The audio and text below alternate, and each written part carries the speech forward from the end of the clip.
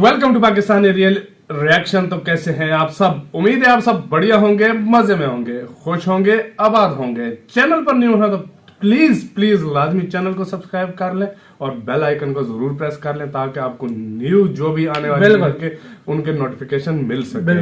तो मेरा नाम है मुदस्सिर, नाम मुबश्शिर। सो गाइस, आज की वीडियो काफी ज्यादा कमाल की होने लगी है। बहुत ज्यादा ये वीडियो रिक्वेस्टेड भी है, काफी ज्यादा लोग बोल रहे थे इस पर रिएक्ट किया जाए, तो लेकर आ गए हैं। मतलब यार, जैसा कि पता है सिचुएशन बहुत आजकल खराब है।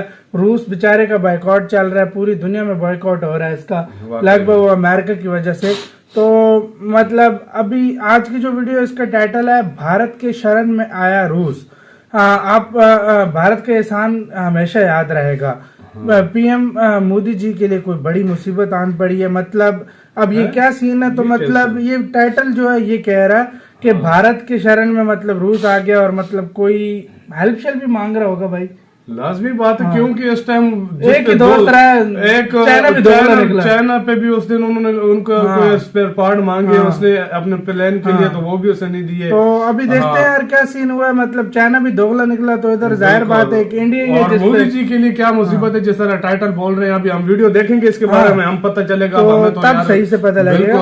ओरिजिनल वीडियो का लिंक मिल जाएगा आप लोगों को गाइस डिस्क्रिप्शन में। ओरिजिनल क्रिएटर को सब्सक्राइब करना मत भूलिएगा। इंडियन अफेयर का वीडियो, इनका चैनल लाजमी सब्सक्राइब कीजिएगा। काउंटडाउन करते हैं 3, 2, 1 एंड स्टार्ट। रशिया ने भारत से मदद की गुहार लगाई है, और मदद भी ऐसी जिसमें रशिया को भारी नुकसान होने से तो बचेगा, लेकिन भारत का भी इसमें भारी मुनाफा होगा। और रशिया चाहता है कि भारत इसके ऊपर जल्द से जल्द कोई फैसला करे। कुछ दिन पहले खबर आई थी कि रशिया ने क्रूड ऑयल के प्राइसेस के ऊपर भारत को 25 से 27% का डिस्काउंट ऑफर किया था। ये डिस्काउंट मार्केट प्राइस के ऊपर दिया जाएगा, यानी अगर इंटरनेशनल मार्केट में क्रूड ऑयल की कीमत $100 पर बैरल के ऊपर है तो रशिया में बेचेगा $75 पर बैरल पर। मगर इंडिया की तरफ से ऑफर के ऊपर कोई प्रतिक्रिया नहीं आई थी। ना ही भारत ने रशिया के इस ऑफर को स्वीकार किया था और ना ही रिजेक्ट यानी नकारा भी नहीं था। भारत को डर है कि अगर हम रशिया से क्रूड ऑयल परचेज करते हैं तो वेस्टर्न देशों को ये लगेगा कि रशिया ने यूक्रेन के ऊपर जो युद्ध छेड़ रखा है, भारत इनडायरेक्टली उसकी फंडिंग कर रहा है, यानी रशिया की कमाई करवा रहा है, जिसका इस्तेमाल रशिया यूक्रेन के खिलाफ युद्ध में कर रहा है। इसके अलावा भारत की फाइनेंस मिनिस्टर यानी कि वित्त मंत्री निर्मला सीतारमन जी ने भी कुछ दिन पहले बताया था कि रशिया से क्रूड ऑयल परचेज करना इतना भी आसान नहीं है। गवर्नमेंट इस ऑप्शन को कंसीडर कर रही है, बट इसमें भी कई सारे फैक्टर्स हैं जो रशिया से क्रूड ऑयल परचेज करना है या फिर नहीं, सरकार के इस डिसीजन में बहुत ही अहम रोल प्ले करते हैं। उन्होंने बताया कि सरकार को देखना है कि क्रूड ऑयल की शिपमेंट का ट्रांसपोर्ट रूट क्या रहेगा, यानी समुद्री रास्ता कौन सा रहेगा, कौन कौन से देशों से होकर क्रूड ऑयल भारत की रिफाइनरीज तक पहुंचेगा, उसकी इंश्योरेंस कॉस्ट क्या पड़ेगी, और रशिया को क्रूड ऑयल की पेमेंट करने के लिए कौन से पेमेंट चैनल्स इस्तेमाल करने पड़ेंगे। इसलिए रशिया से क्रूड ऑयल परचेज करने के फैसले के ऊपर भारतीय सरकार ने अभी तक कोई स्टेप नहीं उठाया है। लेकिन रशिया के लिए दिक्कत ये पैदा हो रही है कि वेस्टर्न और यूरोपियन देशों ने रशिया को क्रूड ऑयल के ऑर्डर्स जो कई महीने पहले दिए थे, आज जब उनकी डिलीवरी लेने की बारी आई है तो ये सभी देश पीछे हटते दिखाई दे रहे हैं, जिसके कारण रशिया के पास क्रूड ऑयल और नेचुरल गैस का अनसोल्ड स्टॉक यानी जो स्टॉक बिका नहीं है वो काफी बढ़ते ही जा रहा है। ऐसे में रशिया को ये क्रूड ऑयल किसी न किसी देश को तो जल्द से जल्द बेचना ही पड़ेगा, वरना उसको स्टोरेज प्रॉब्लम और स्टोरेज कॉस्ट तो आएगी, लेकिन जो नए ऑर्डर्स ना मिलने के कारण नुकसान होगा वो अलग से।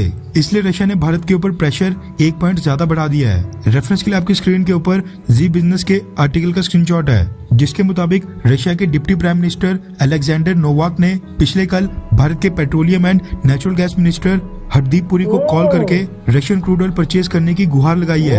रिपोर्ट्स के मुताबिक रशिया चाहता है कि भारत इसके ऊपर जल्दी कोई फैसला ले और इस मुश्किल की घड़ी में रशिया का साथ दे। जिस तरह रशिया भारत को डिस्काउंटेड प्राइस के ऊपर क्रूड ऑयल ऑफर कर रहा है, सेम उसी तरह से रशिया ने चाइना को भी ऑफर किया था। लेकिन चाइना से खबर निकल कर आ रही है कि चाइना की कंपनीज ने यूक्रेन के ऊपर हमले के बाद रशिया को नए ऑर्डर्स फिलहाल के लिए देना बंद कर दिया है। चाइनीज कंपनीज रशिया से क्रूड ऑयल परचेज करके इस समय कोई रिस्क नहीं लेना चाहती हैं।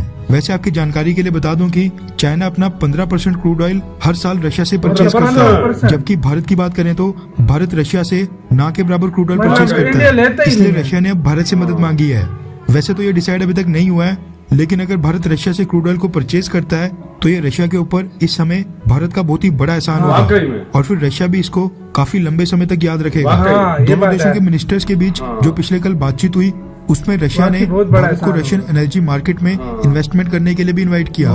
खैर, आपको क्या लगता है कि क्या भारत को रशिया से क्रूड ऑयल परचेज करना चाहिए, हाँ या फिर नहीं? वेट एंड वॉच करना चाहिए।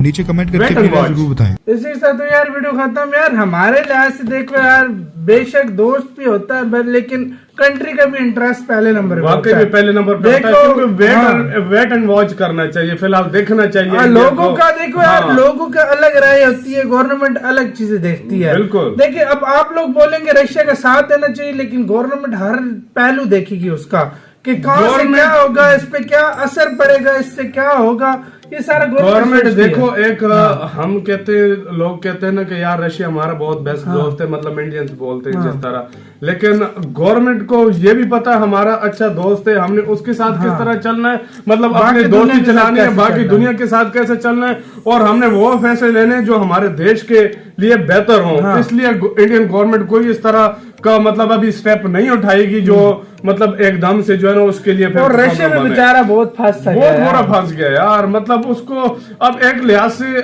चाइना जिस तरह की मदद कर, वो एक किस्म की ब्लैकमेलिंग करके कम दाम में अपनी प्राइसेस बढ़ा दी है उसने, उसको जो चीज दे रहा है। अमेरिका यार बहुत इस लिहाज से, अमेरिका देखा जाए ये इस चीज से एक चीज साबित होती है वैसे कि पूरी दुनिया को उन लोगों ने कब्जे में, राष्ट्रीय यूनियन और यूरोपियन इन लोगों ने रह के रखा है। हाँ भाई, इतना लोग, इतना कंट्रीज निर्भर हो गए, निर्भर हो गई है वाकई में, इतने सैंक्शन लग गए, इतना कुछ कर दिया, कंट्रीज निर्भर हो गई। और ये चीजें देखकर मैं तुम्हें एक बात गारंटी से बोल सकता हूँ कि अब कोई भी कंट्री हो, वो खुद जिस तरीके से रशिया के साथ अभी चल रहा है सब कुछ, हर कोई ना कोई देश कुछ भी कार्य करना वो आत्मनिर्भर बनने के चक्कर में लगेगा। अभी हर चीज, क्योंकि किसी पे आप डिपेंड नहीं करेगा। और इंडिया ने ये चीज शुरू से पहले से स्टार्ट कर दी थी, क्योंकि किसी टाइम भी आप पे पाबंदी लग गए, आप क्या करोगे, आपके पास कुछ नहीं रहेगा। अब रशिया, चाइना देखो कुत्ता कमीना जैसा भी कंट्री है, लेकिन वो चाइना क्या, वो आत्मनिर्भर है, वो उसने हर चीज पे ऊपर जो है ना किया हुआ, वाकई में हर चीज और किया इंडिया भी अब उसी तरह होता जा रहा है, और अपनी हर चीज अपनी खुद बनाई जा रही है। और एक बात तुम्हें बात बताऊं, देखो एक बात होती है ना ये कि